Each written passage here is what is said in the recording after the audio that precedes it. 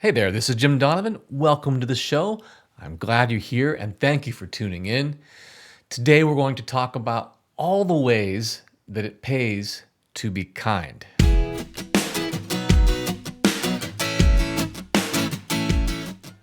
Just last week, a complete stranger made my day.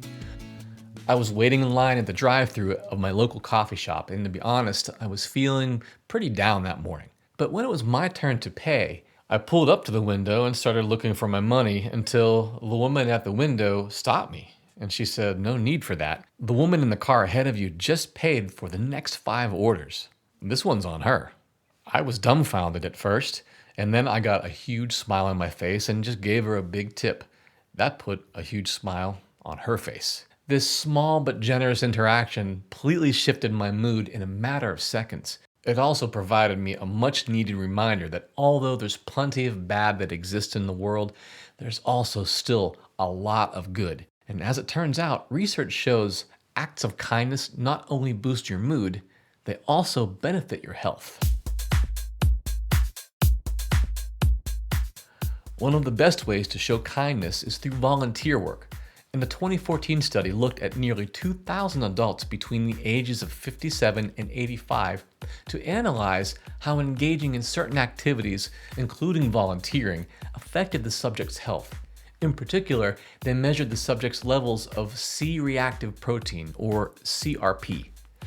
High levels of CRP indicate high levels of inflammation, which has been linked to increased risk for high blood pressure, heart disease, dementia, depression, and even cancer. Of all the activities, the participants who volunteered regularly had the lowest levels of CRP.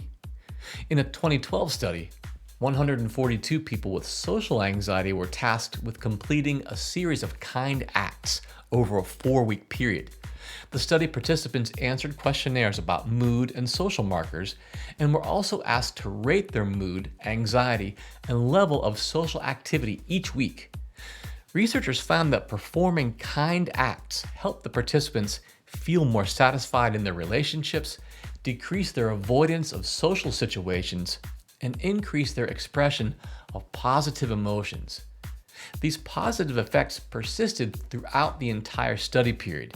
And other research has linked kindness to things like decreased stress, increased lifespan, relieving depression, lowering blood pressure, and strengthening your immune system. The best part about kindness is that it's something you can do anytime, anywhere.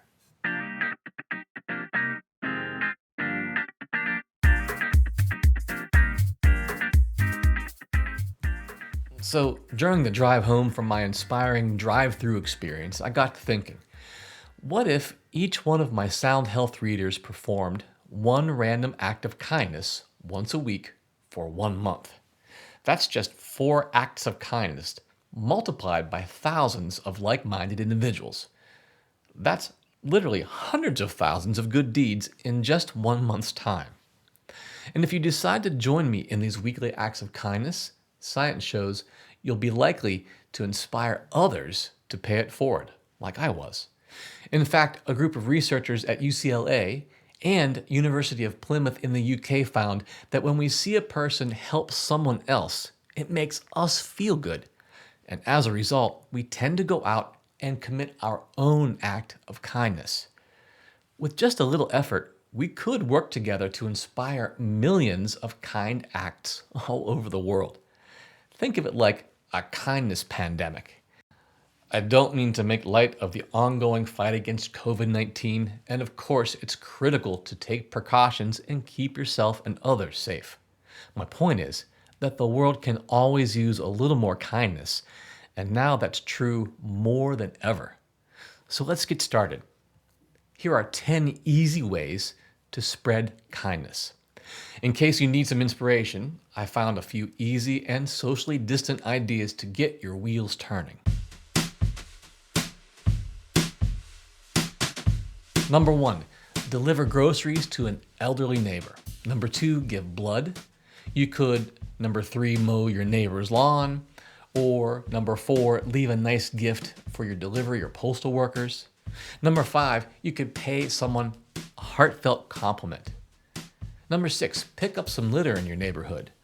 Number 7, you could research what volunteer opportunities are available and most needed in your own community. Number 8, send a note to a friend or a family member. Let them know that you're thinking about them. Number 9, maybe you could pay for the person behind you in the drive-thru line, like the woman in the coffee shop did for me. Number 10, tell an essential worker how much you appreciate the work they're doing. Whatever you decide to do, chances are you're going to feel great afterwards. If you'd like, I would love to hear about it. Drop me a line on the Sound Health Facebook page or just email me at feedback@donovanhealth.com and tell me about it. I love hearing stories. And while you're committing to all these random acts of kindness, remember to be kind to yourself too. You deserve it.